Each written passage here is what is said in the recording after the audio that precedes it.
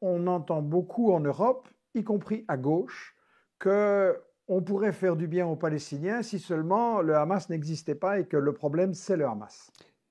La question qui est posée, c'est qui est légitime pour poser ce type de question? Qui reconnaît la légitimité d'un mouvement de résistance? Est-ce que ce sont des partis politiques ou syndicaux ou des syndicats européens qui ont la légitimité pour reconnaître cela? Ou est-ce que c'est d'abord la préoccupation du peuple palestinien? Je pense qu'à partir du moment où on parle d'un peuple, c'est à lui de choisir la représentativité de ceux qui sont amenés à négocier ou à élaborer des plans pour l'avenir. Le peuple palestinien, en renforçant le Hamas depuis de très nombreuses années, considère que c'est une organisation qui est une organisation qui le représente.